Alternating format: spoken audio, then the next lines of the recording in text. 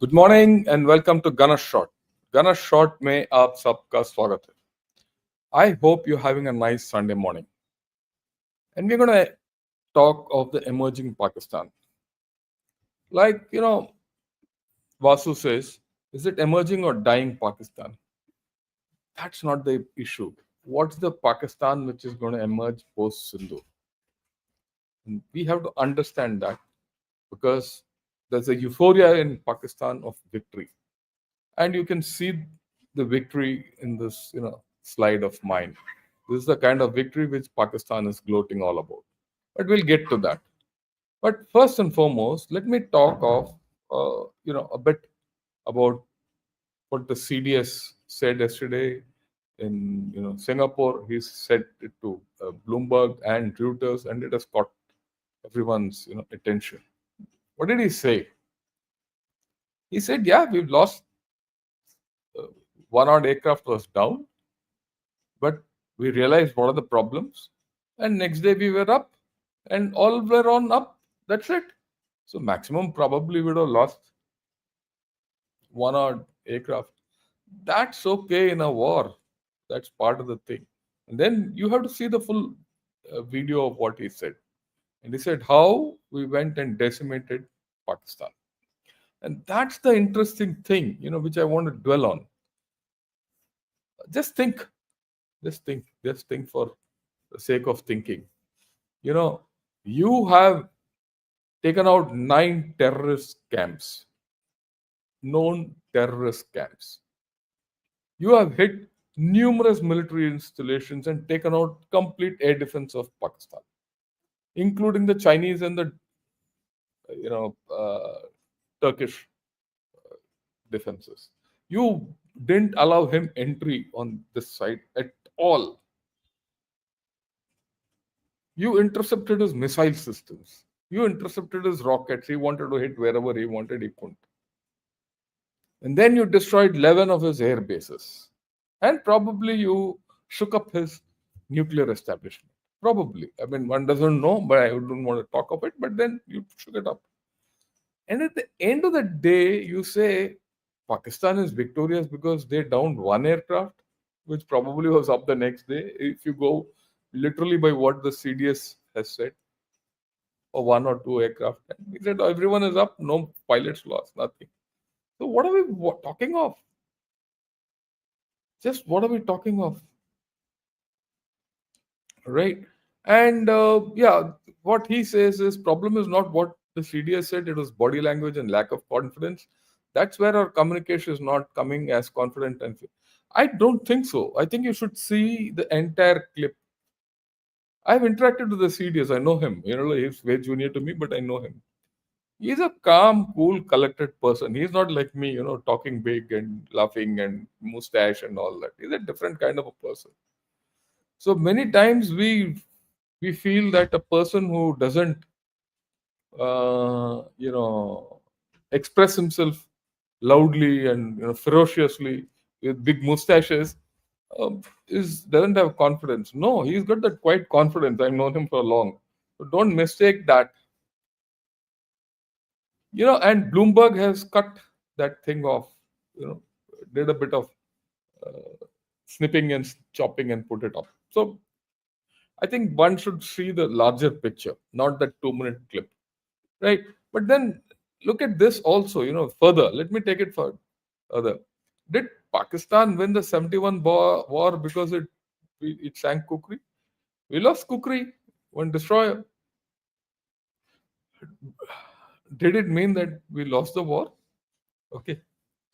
Did Pakistan win Kargil just because we lost one MiG 17, MiG 27, and a MiG 21 in Kargil also, and a Mi 17?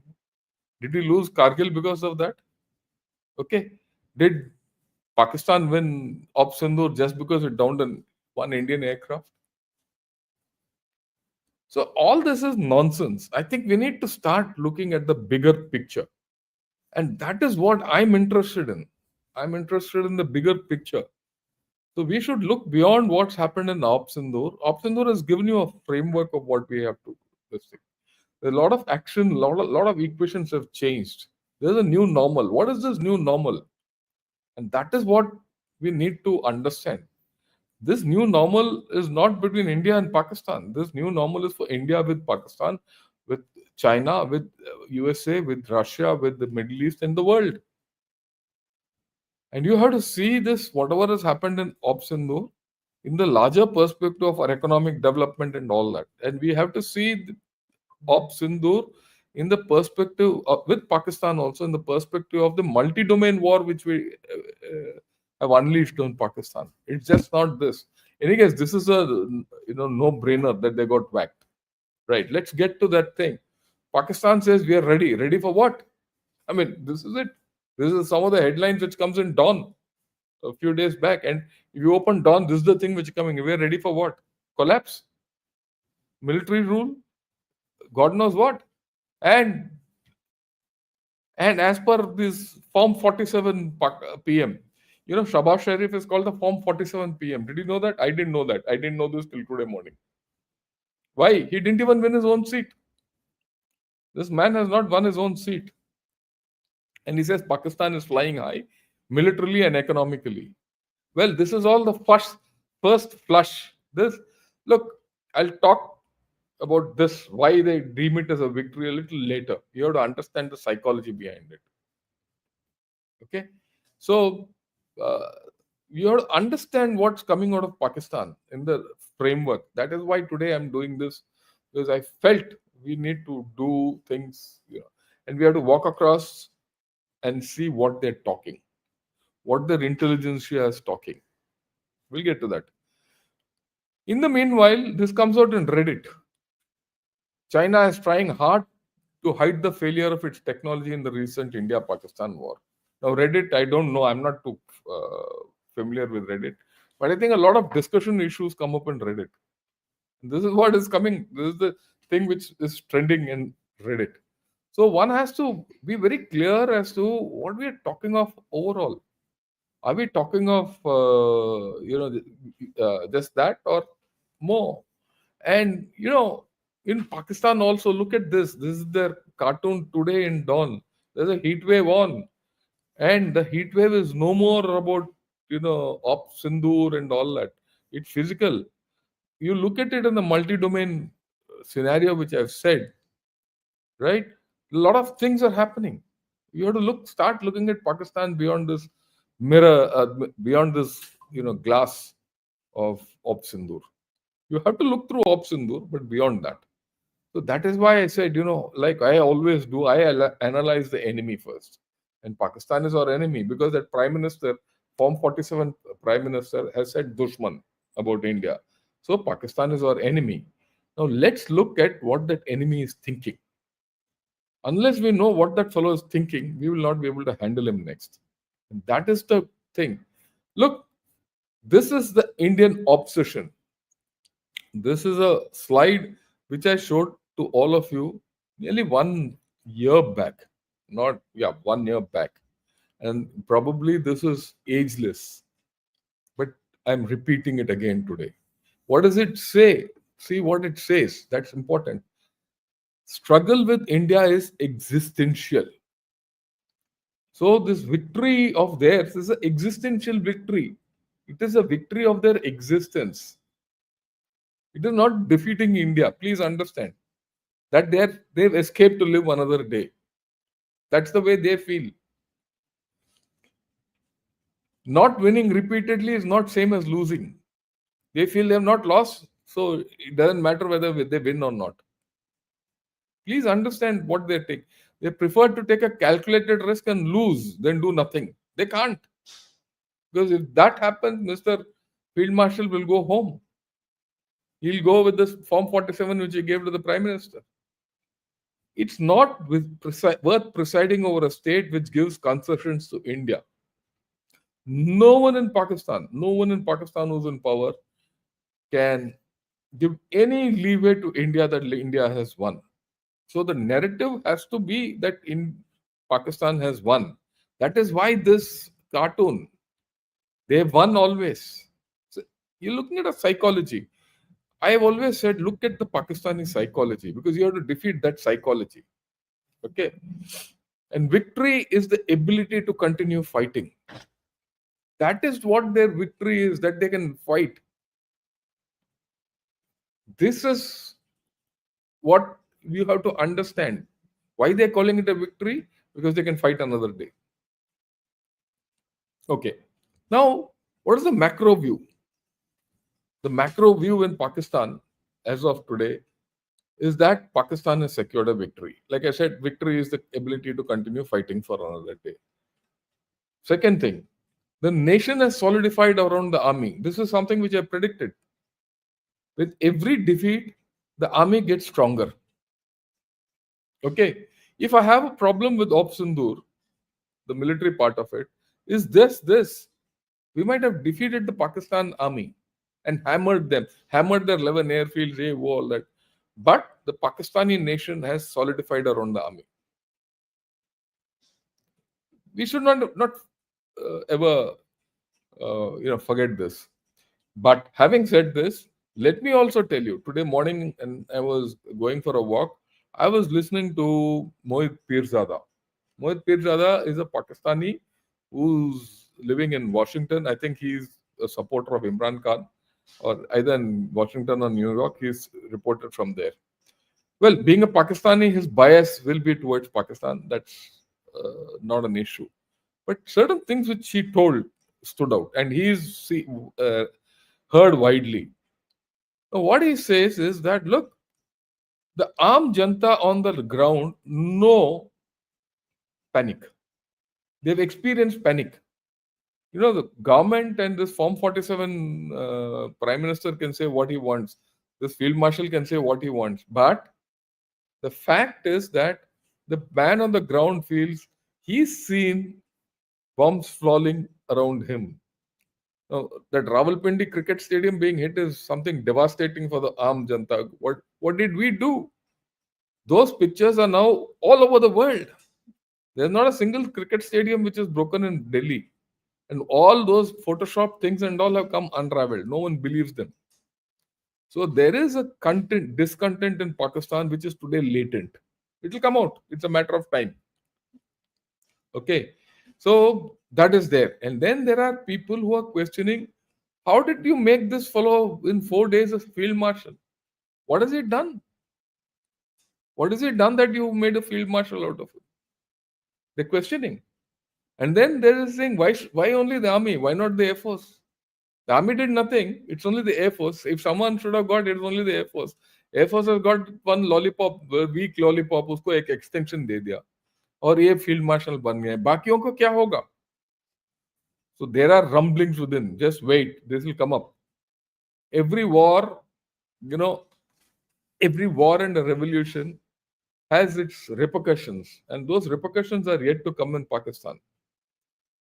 It's going to come. Just wait. I mean, you have to be a bit patient.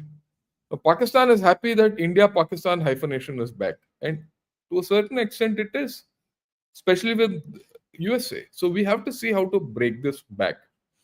I don't think it will take long, but I'll discuss this today evening with Mr. Sri Iyer. Pakistan is very happy. It's in the good books of China and USA both. Now, they've got both superpowers on their side. That's the way they feel. Okay, right. But it has to relook at its nuclear deterrence.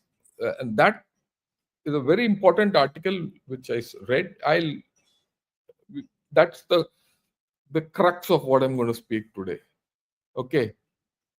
Now, the interesting thing is their own terrorist activities, LET, JUD, AO, all those buffoons, they're completely ignored in all analysis.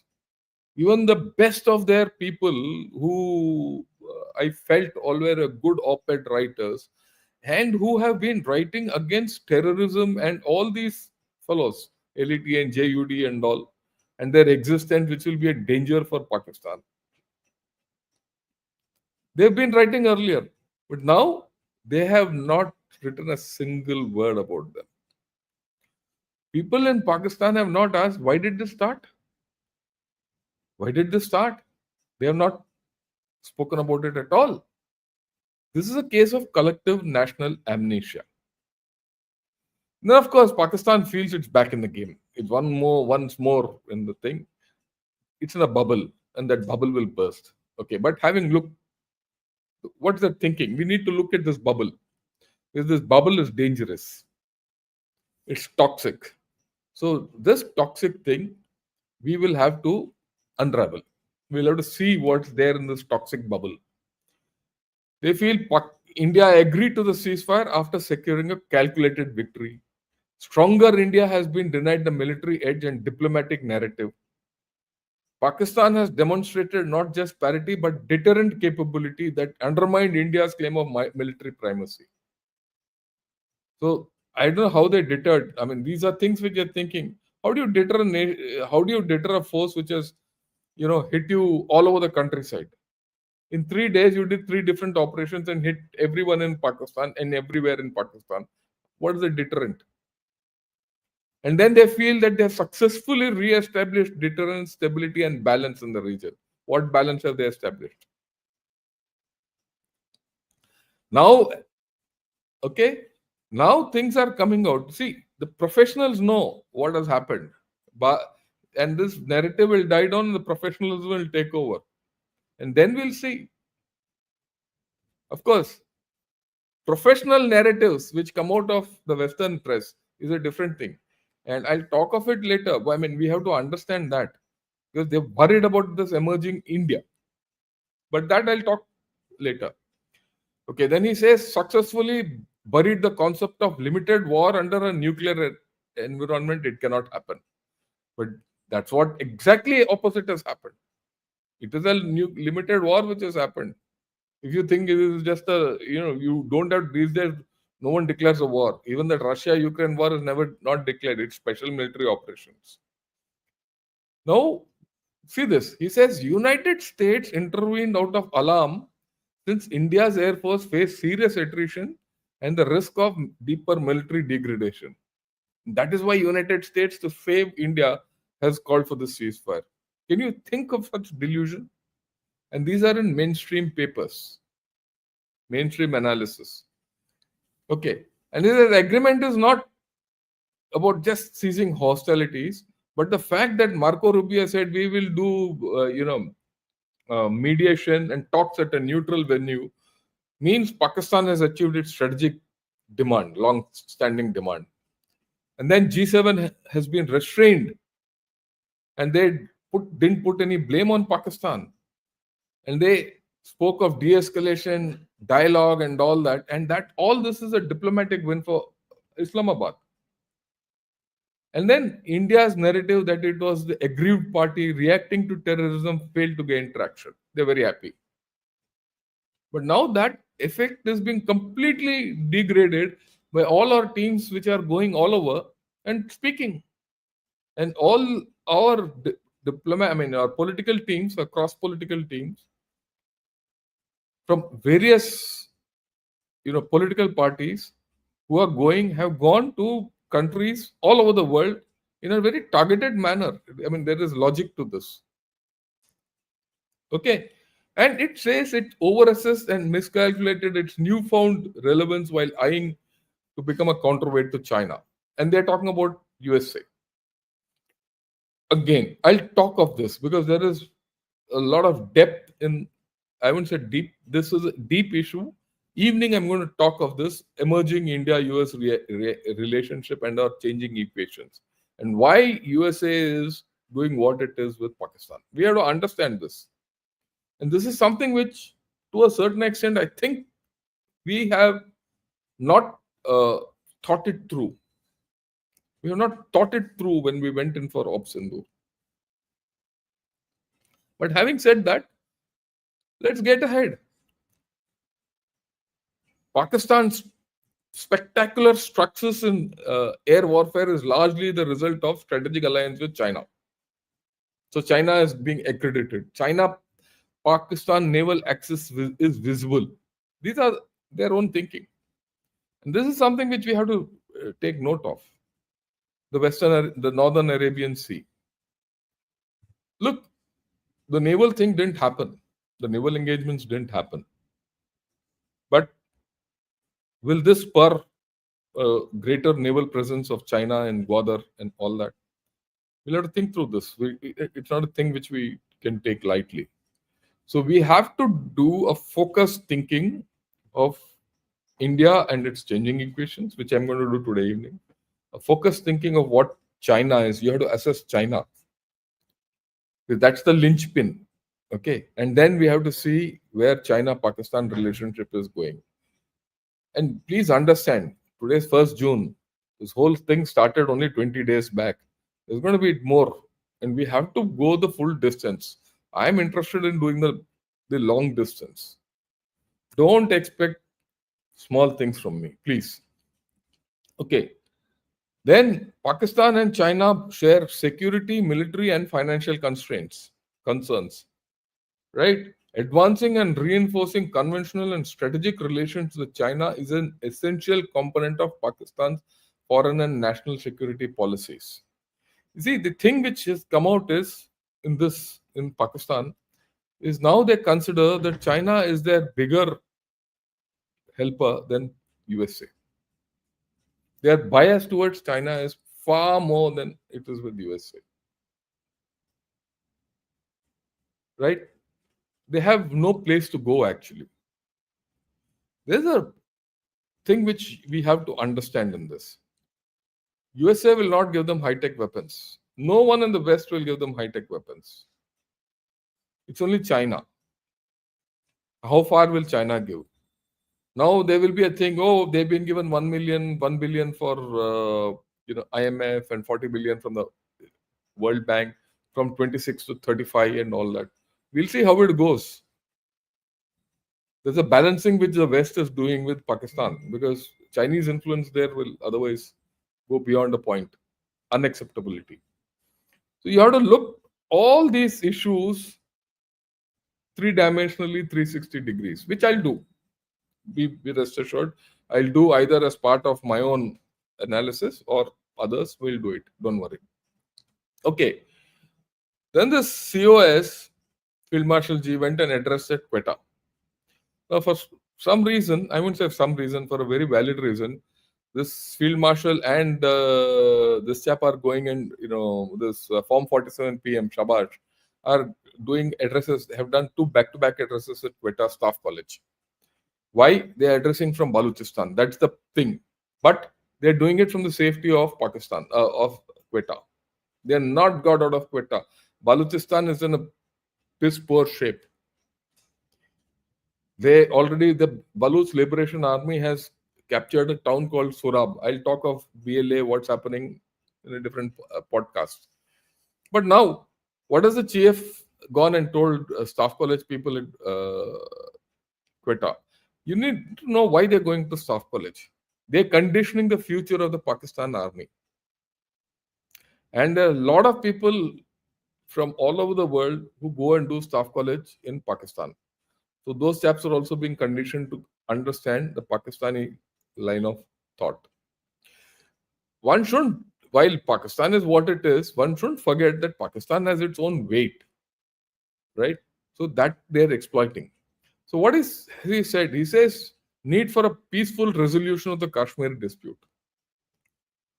And he's given a warning because Field Marshal Ayyar, he can't say don't do this. He'll give a warning. Ye karunga main. Against India's unlawful and legally untenable hydro-terrorism. So he's doing a new coinage of Indus Water Treaty is being repositioned as hydro-terrorism. But how will it take root is to be seen. He says, we should have the resolve to defeat any aggression, ability to deal with threats across the entire spectrum conflict. Does he have that at this point of time? I don't think so. I think the hits they've got out after Op Sindoor will put them back. Those things will come out. You see, what will happen is now, whatever they've lost, they've lost. They have to make good. So they'll put out RFIs and tenders and all that. That will tell us exactly what all they've lost. Okay. And then he says Pakistan will never be coerced. Victory is the ability to keep fighting. I told you in the beginning, that's it. Inimical designs to distract Pakistan's efforts against the war on terrorism will be comprehensively defeated. What is this war on terrorism they're fighting? Against Balochistan and TTP. BL Baluchistan freedom fighters, I call them freedom fighters, and TTP. And then Pakistan people became a wall of steel for the defense of the motherland under the national leadership. Who's the national leadership? He is the national leadership. All this is talking. And then Indian state, now he's pointed his fingers that India is a terrorist state who's sponsoring terror in Pakistan.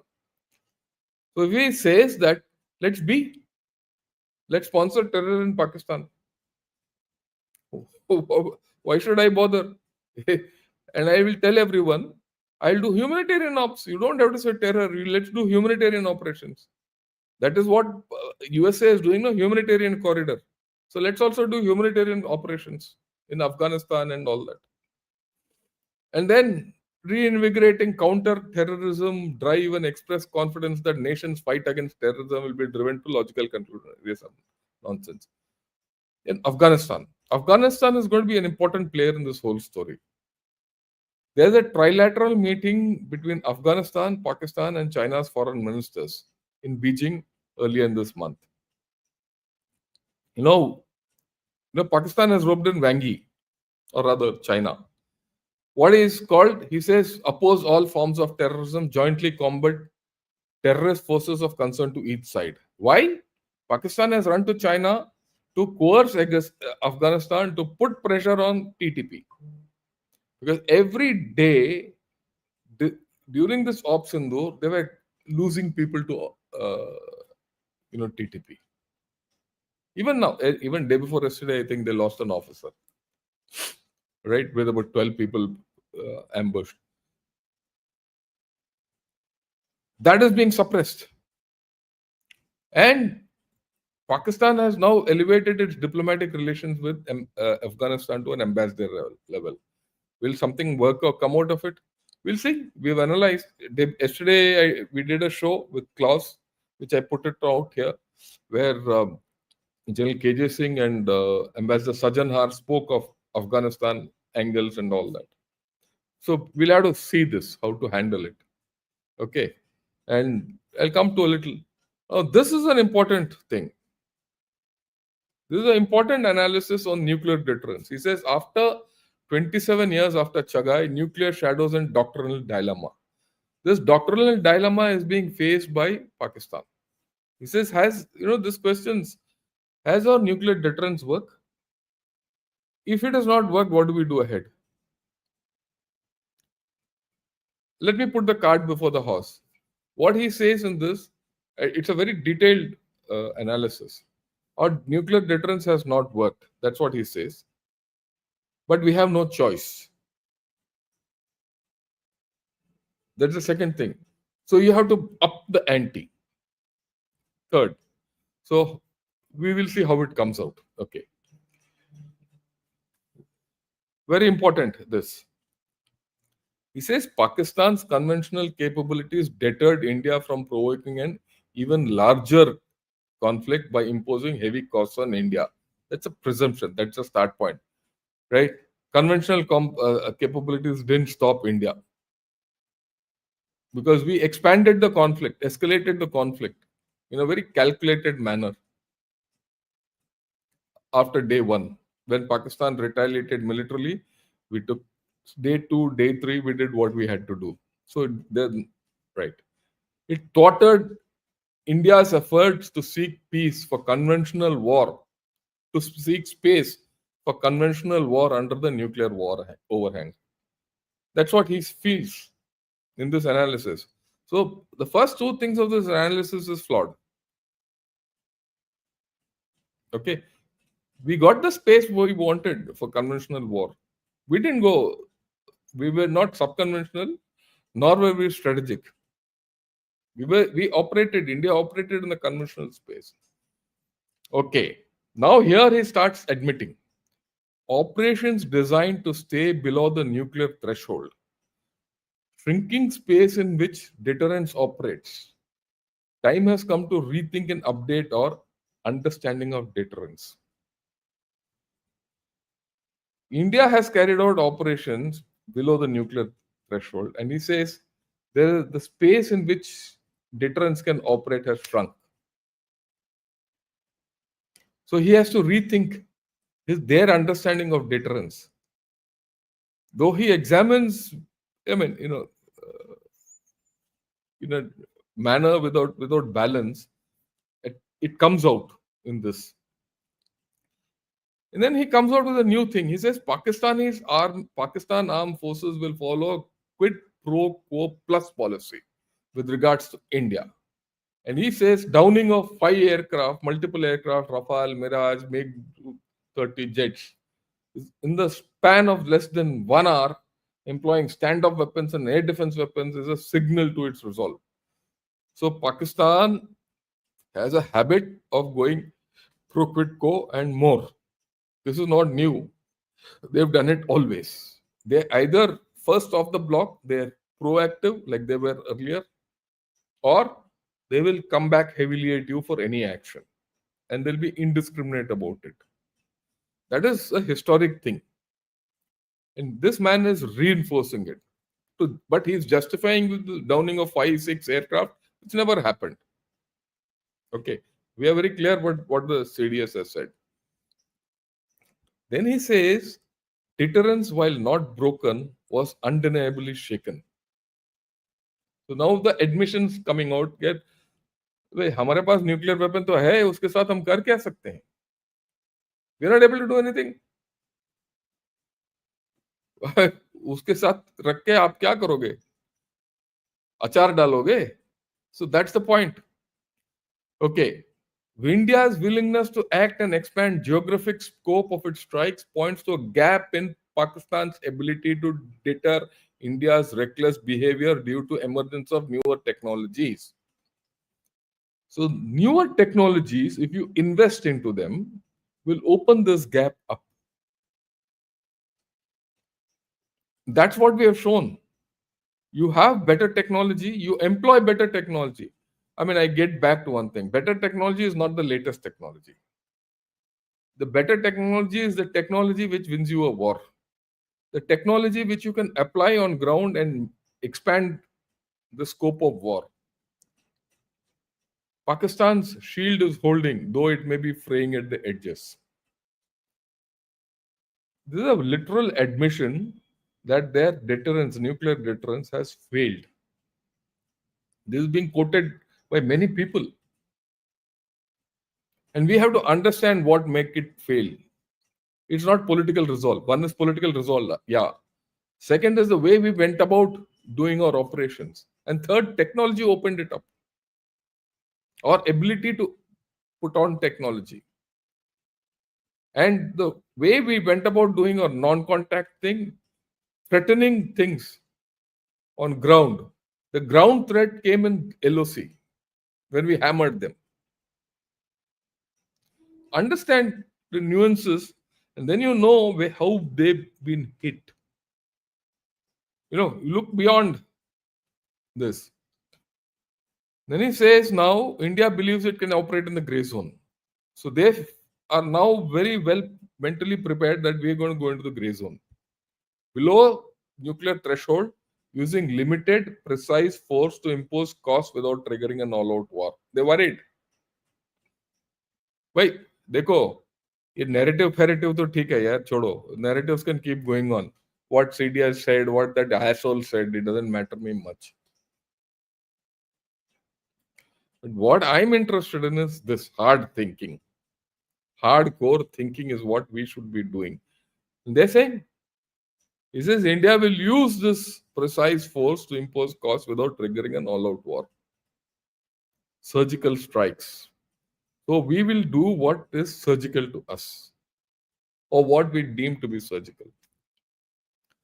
Right. Then he says India's leaders appear to be beholden to the idea that they can hit Pakistan without provoking an uncontrolled escalation. They're worried. Very worried. Let me tell you this. They're worried, yeah, mere paas to hai, I have nuclear weapons. Why this fellow is still hitting me all over? What do I do? Do I start going nuclear? He says from Uri to Balakot and now Pahalgam, the visible trend is that each strike is a calculated test of Pakistani resolve and each one pushes the boundaries a little further. It has. So the next one, we should see what is the boundary you have to expand. And how do you expand it? How do you expand it? Okay, when you catch a trout in a hill stream, you let the trout go and then pull him in.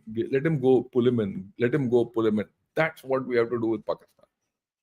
And I'll talk of it one of these days. You cannot defeat Pakistan militarily. You have to defeat it politically with a military overhang. You have to do a battle of attrition with Pakistan. And that is what we have done for the past 75 years. This is going to be a battle of attrition, and we should be prepared for it, and we are winning it. Let me also tell you that we are winning it, and we are winning it hands down. And this is something which they also understand. But, well, they can't get out of it.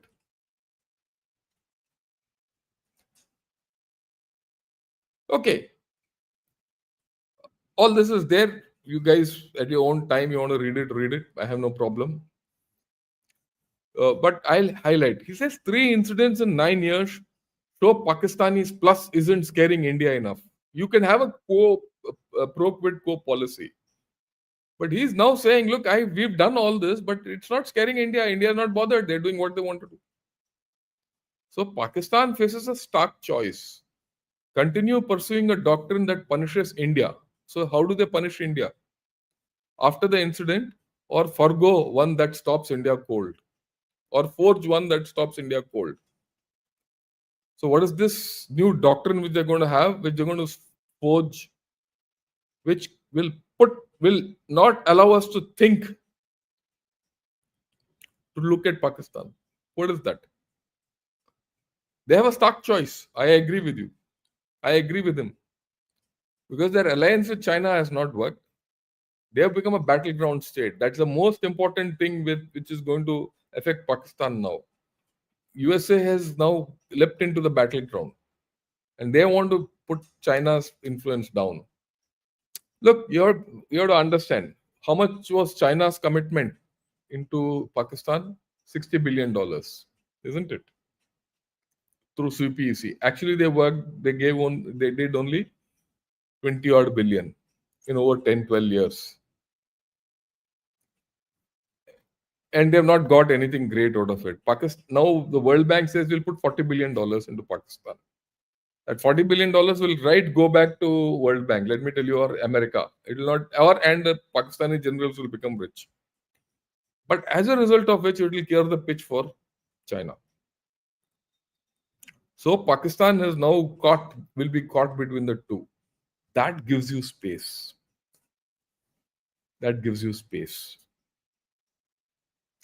Okay, anyway, he says need to strengthen our conventional arsenal, including modern fighter jets, precision ammunition, and all that. But it costs money, bhaiya. Kahan se aayega? Will China be able to afford Pakistan? When I talk of China, you'll realize China is struggling. China has its own problems. Okay, then of course ambiguity, cyber, all that. To raise India's costs without nuclear risk should be embraced. One blind spot in this entire analysis is that he's forgotten India is a nuclear state. The blind spots in the Pakistan thinking is certain things about India they've forgotten. Whatever they can do, we can match. Then he says nuclear bomb remains the ultimate guarantor of Pakistan's sovereignty and territorial integrity. But every knife-edge attack or missile drone attack cannot be stopped. He's agreed that he cannot stop it. Nukes can only promise that if the worst comes, both sides will pay an unthinkable price. Oh, sab take hai. Each Indian operation is designed to normalize limited raids in the eyes of the world. So this is the new normal, he says, is India will keep doing raids on us. What do we do? If this continues and strikes on the mainland are repeated, it would increase the risk of a misstep towards nuclear catastrophes as each crisis raises the stakes. Let it raise the stakes. So tomorrow if you put something in Pakistan, they'll go nuclear. It's very difficult. So He's actually opened up the space. He's shown the nuclear dilemma of Pakistan. India's playbook is clear. Modern technology, drones, standoff missiles to inflict pain while staying below the nuclear tripwires. So Pakistan has to do a lot of rethink. But let's not underestimate this. We shouldn't underestimate it. They are in trouble, so be it. We'll take on later on. Then talk of IWT, which I think is a Brahmastra. Look, before I go into IWT, I would like to clarify. There are articles which are coming out that China will do to India what India will do to Pakistan. China can do nothing. Let me assure you, China can do nothing. And why China can do nothing is Brahmaputra will never go dry. In lean season, there will be a little less water. And right, if Brahmaputra dam is being built, we can handle it with a mirror dam, which I spoke of. I did a full video on that. You have to have 1 or 2 or 3 mirror dams, and you can control the water. One. Number two, Chinese are not fools. They're not going to build a dam in a hurry, and that dam can't hold all water. It's more runoff. They will divert some water, but that's not going to affect you too much. What they did in Satluj, I think that's gone long back, Parachu. So China can do very little to us. Okay. And if they don't share hydrological data with India, so be it. Because the rise in Sangpo River doesn't come from upper reaches. It comes from, Rohing, Anini, Jelling, that areas, Gelling, those beds, because that's where the monsoon hits. So this thinking that, IWT ke jawab China dega hame is stupid. Okay. It's absolutely stupid. If China does some stuff like this, I think then we'll have to start looking at the Tibet issue very seriously. Okay. Very seriously, we have to start looking at the Tibet issue. But that I will talk of another day, right? Because there are many, but things with us. Okay. Now this business of IWT. Okay, let me get the slide up. Yeah, this business of IWT, whatever is written in this slide, Shahbaz Sharif has spoken, I think in Azerbaijan or somewhere in a conference. He's gone and said suspension of IWT is a red line for Pakistan. Pakistan will not allow India to cross the red line. How will it not allow? We have already crossed the red line. Kya karega wo? Then his vulnerability, and this is what you got to understand. They're very, very worried now. Even the Pakistani army is worried, and they are all, everyone is worried. It's up to us now. Pakistan, with over 13,000 glaciers, was among the countries most vulnerable to climate change. These glaciers contribute nearly half of the annual flows in the Indus River system. It sustains Pakistan's civilization, culture, and economy. Pakistan doesn't have a civilization; it has got a culture, and an economy which is vanishing. So you have to understand the implication of what this is meant for Pakistan. And if you go into the Pakistan floods, earthquakes, lack of water, dry season, and all that, they have a major problem. You don't have to, again, I repeat, you don't have to close the water of Indus. You just have to tamper with it. Okay. And that tampering you can do within the clauses of the Indus Water Treaty existing. If you do that, I explained this again and again. I'm telling you in a full, video just 3 days, 4 days back. Please look at it. You are still within the Indus Water Treaty, and Pakistan will suffer. Now he comes out. He says India's plans for Chenab are a matter of deep concern for Pakistan. This is the crux I keep repeating. Chenab, Chenab, Chenab. It's not Ravi or Satluj. Those we have anyway damned. What little you can siphon off. You can't stop Jhelum. You can't stop Jhelum. Though many people in India are talking of Jhelum, you can't stop Jhelum. Let me tell you this. You can't stop Indus. Both these are out of your hand. The the the river which is now they're worried about is Chenab. And they are now telling me what I've said, now they are echoing. Please understand what this whole story. He says India started plans in 2016 to develop capacity to weaponize water. This is being done by building capacity purely for storage to withhold water. These projects on the Chenab are not designed as hydroelectric projects, but as military structures to use water as a weapon. They're going to go to town to internationalize this. So be it. Be prepared for it. And in my presentation and my video on Indus Water Treaty and all that, I have highlighted how many dams we have built and how many are in the process, all that. Mind you, all these were built and planned uh, under the stipulations of the Indus Water Treaty. We have not violated the Indus Water Treaty so far. We're going by it. We're still within that. Okay. Now we can do what we want. The worrying thing which we need to focus on is this Bitcoin. They've gone in for a Bitcoin strategic reserve. They've announced it 2 days back. Okay. And this announcement had come because in front of Vice President Vance, Eric Trump, Donald Trump Jr. at the Bitcoin Vegas 2025 in Las Vegas last week. This enables them to fund terror through crypto. So how do we tackle this is a issue. I'll be very honest, I am not too much into this. So I'll get someone to talk to all of you about this new development. How do we handle it?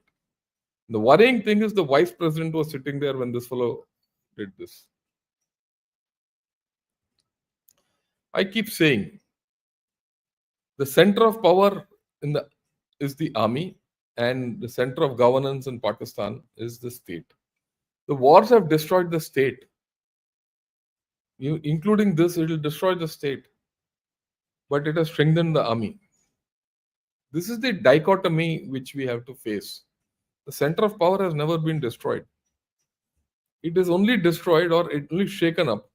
Okay, when you use a political thing, it can be only destroyed politically. Any amount of war with Pakistan, including a nuclear war, will not destroy this. So what do we do? You pursue this politically. So what is this politically? You'll ask me. We'll come to that. If I do a summation of what I've spoken to you so far, it is this. Now, Indian sponsored Quarage. Quarage is the term they use for TTP, Pakistan. So, India has sponsoring TTP. So, Indian sponsored Quarage. This will be now mainstreamed. That's what they do.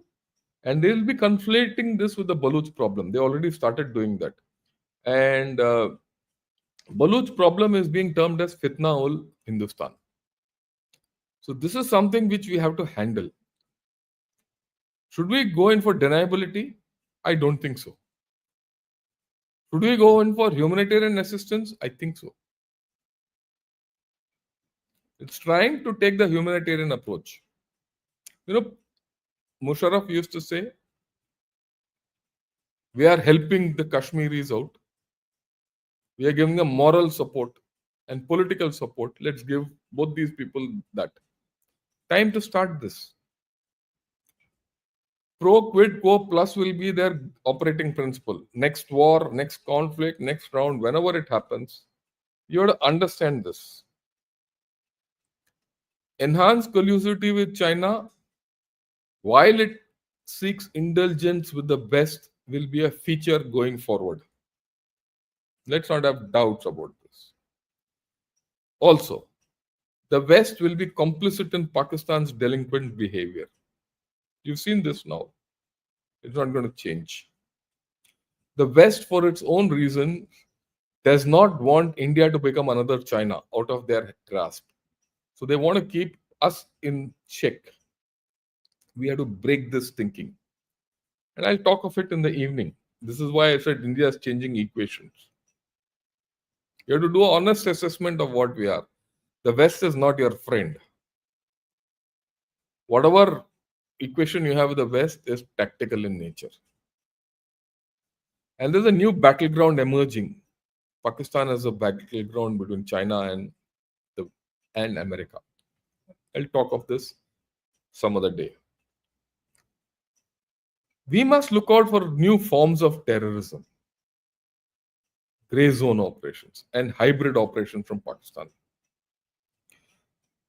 Remember, this is something which we must never forget. Pakistan is an inventive state. Okay? Inventiveness is part of their existence. They have to invent something to exist. That military state, if it has to survive, they will use this in new forms. What is this new forms? Is it in the sea? They do something like this, or they will attack in Bangladesh, or will it come to Nepal? We'll have to see. What is the new form? Because they now know that operating the old way might not work. Be prepared. Pakistan is going to spend more on conventional and nuclear weapon systems. They'll find the money for it. That old story of Bhutto, I'll eat grass, but I'll have this. This is going to be there. They want to retain parity with us. But when they do all this, it's going to have collateral effects on their society. And that collateral effect will be economic in nature, it will be socio-cultural in nature. That is what we have to navigate. I've always maintained there are three fronts for Pakistan. The first front is the Western Front, Afghanistan. The second is the Eastern Front. And the third and the most vulnerable front is the CPEC. It will induct more tactical nuclear weapons to create more instability by design. And that they'll hope will reduce the space for conventional war or non-contact war. That has got different implications altogether, which I will cover one of these days in a thing as to how to handle tactical nuclear weapons, which Pakistan will now go in for. Because they'll enhance their missile program, all that will be there. Pakistan will internationalize the Indus Water Treaty. And they'll highlight or amplify this coinage of hydroterrorism. We should be politically clear how to handle this new menace. How to handle this whole story, we should be very clear.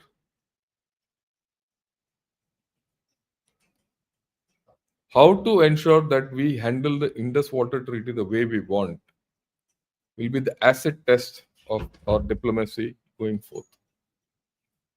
Not only diplomacy, but many things. Okay. And China will be there. They'll amplify all these actions. Pakistan, even New York Times has come out with this. He says India's Pakistan air battle is over. Their water war has begun. So everyone knows that it's going to happen. How we navigate this and how we hold all the aces. Like I said, you don't have to go back into the treaty. You don't have to abrogate the treaty. You don't have to violate the treaty. You just do what you're supposed to do as per the treaty. Still,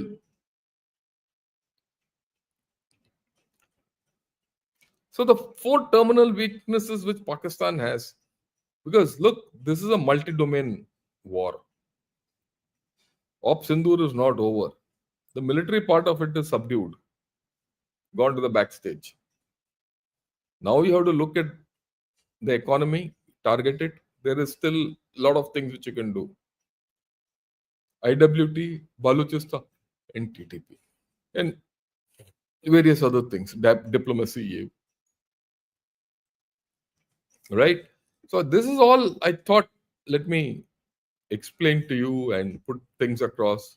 I do hope you all have liked this talk of mine, and if you liked it, please do press a thumbs up button and also subscribe to Gunner Shot. I'll be having this solos in the morning whenever I have the time, and each interesting topic. Uh, Evenings I'll have with others. Okay, right.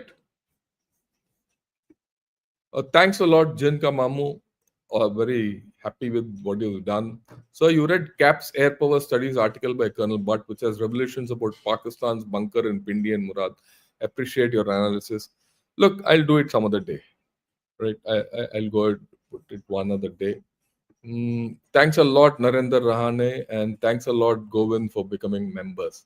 Let me take a few. Right. Uh, yeah. Analyzing about our strengths and weaknesses makes us improve ourselves great. So yeah, we need to be honest with what we are doing. Okay, we need to be very honest with what we are doing. Right. I'm glad a lot of you are, let me see, take some questions. Like it sudden. Wow, General Shankar, there's so many Fu Manchu fans genuinely jealous of your magnificent mustaches. Keep up. Yeah, they don't understand. उनको तो they Fu Manchu chaps को तो उगता भी नहीं है. वो मेरे ख्याल में नीचे भी नहीं उगता उनका.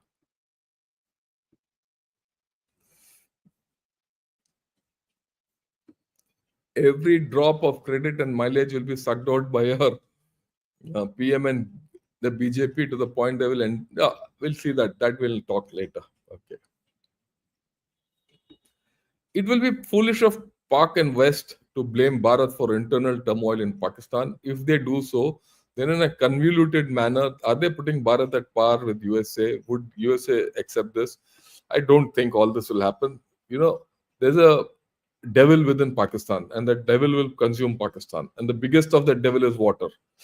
Look, I've already always maintained water is their biggest werewolf, and radicalism survives on that. So you just have to leave Pakistan. You put pressure on Pakistan, it'll go down the chute.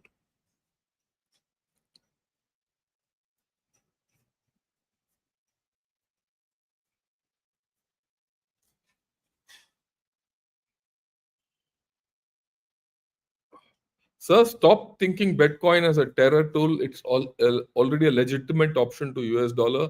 Most hedge funds have started accumulating Bitcoin. Pakistan smarter here. We are stuck with no clue. I agree with you. That's why I said I'm not too clued into this. I have to learn about it. Right.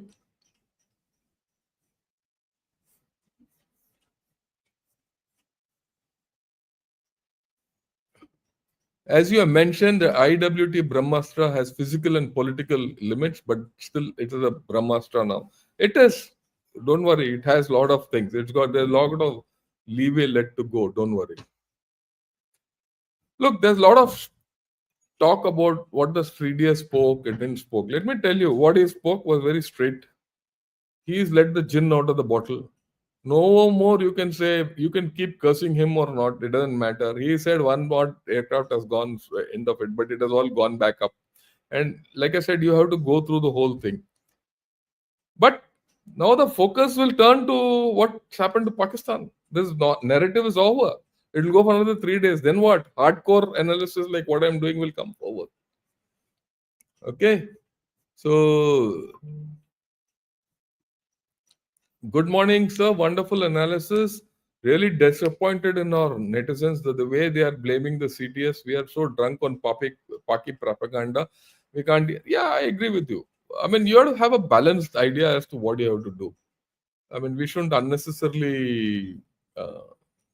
Yeah, China is responding to Sindoor with a decision to upgrade Pakistan's nuclear arsenal by proliferating new technology. How should we respond to this to inflict cost on China? Will we let it go? No, we can't. We can't, Manuswan. We have to do something. And I'm sure we are doing something. All this I can't talk in the open thing anyway.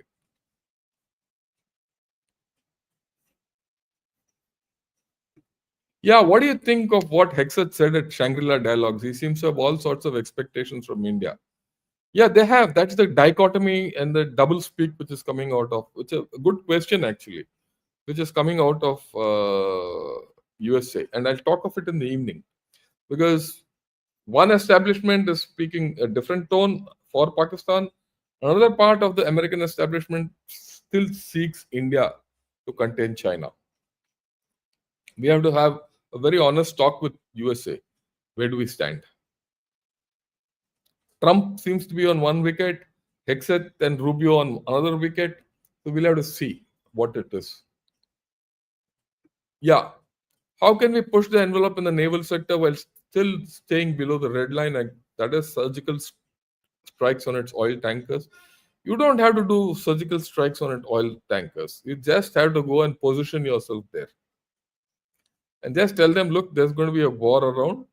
Better you don't come around. Don't know you don't have to barricade them, naval blockade, and all. You don't have to do. Just go say, yeah, there's something happening. You come here, you'll get hit. So better don't come. Okay, and that's the end of the story. You put this block for about 2 weeks in some manner, and Pakistan is finished.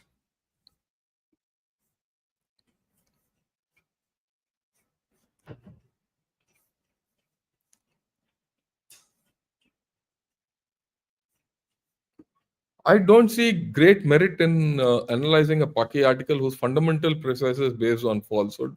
What meaningful insight can we deduce from this? Sunita, let me tell you one thing.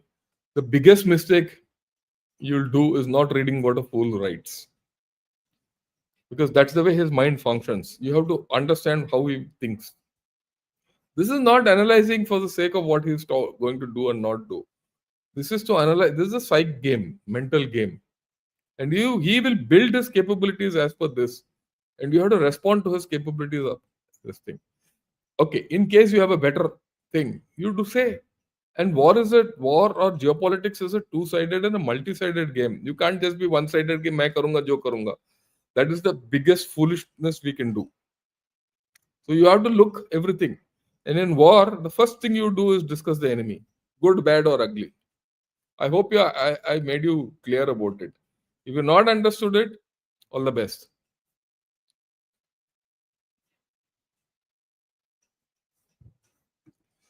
Why can't India go for containerized missile system? It's a force multipliers. We can hit China's eastern bases, which are heavily militarized compared to yeah, all this we can do. These are normal things. We've done it also.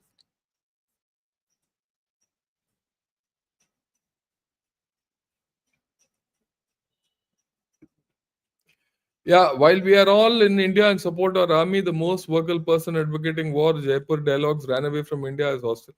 I don't think you should get into these things. Don't worry.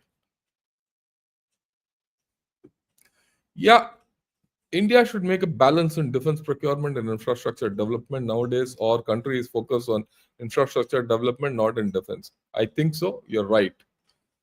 Right. The average Pakistani believes that terrorism is a legitimate part of their political military doctrine. I agree with you. That's their normal thinking. So it's time to repay them back with their own coin, isn't it? When you were Lieutenant General of Army, did you fall at a Swamiji's feet? No, I didn't. I understand what you're talking, but For me, religion was different from my thing. My religion was the religion of my troops. I'm a South Indian Brahmin. I lived my entire life with Rajputs. So I started believing in Karni Mata, which is the reigning deity of my troops. Period.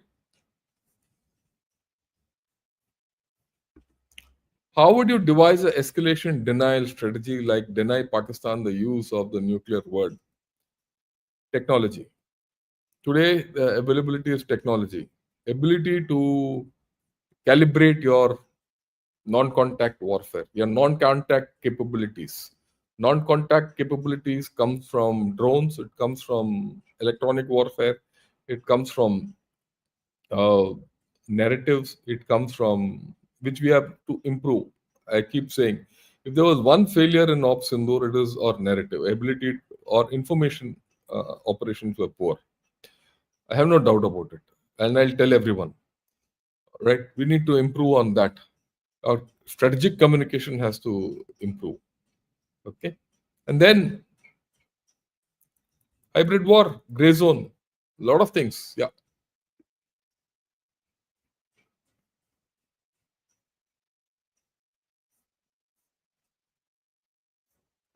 I want your opinion on certain issues. Please enlighten us, sir. I have not seen what those issues are.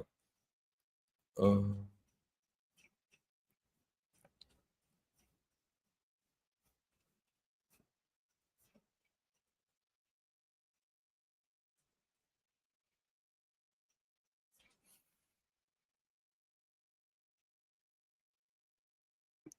yeah. So this Pakistani talk of re-examining deterrence is concerning. They already talk of first use tactical weapons and saber. That's okay. You have to live with it. You have to understand it. He's there. He's got his problems. He's got his doctrine. You have to see through it and burn him through. That's it.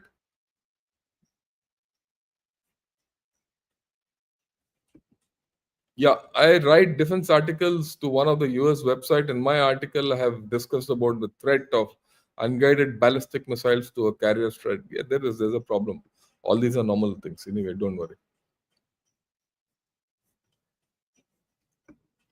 Cartoon Network, I agree with you.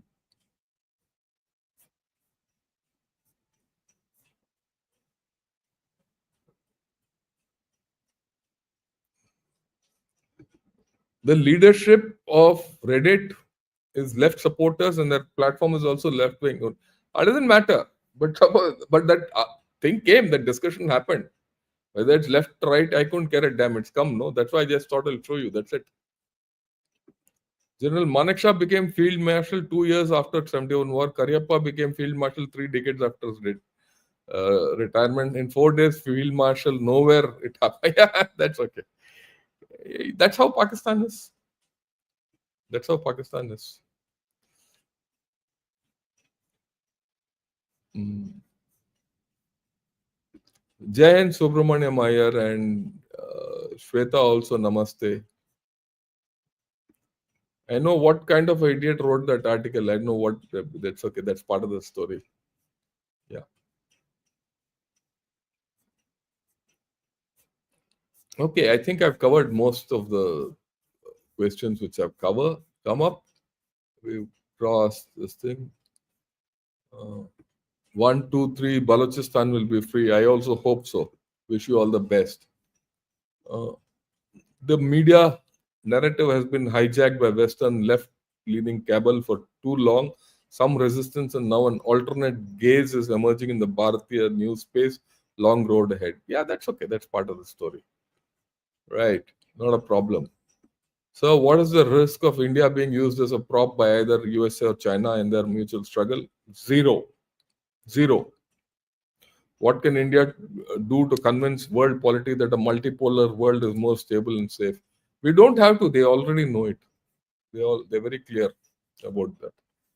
Okay, don't worry about it.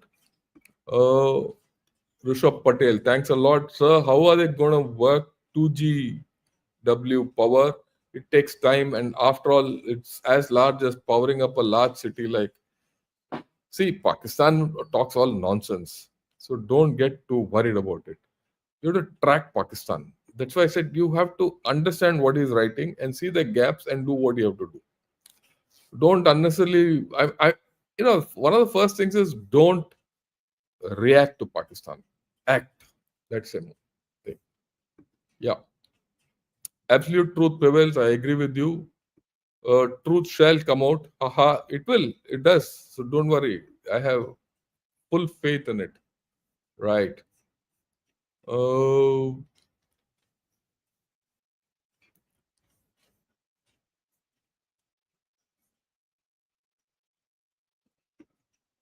does Modi ji have the mindset to free Tibet and take on China? At this point of time, I don't think anyone in India has.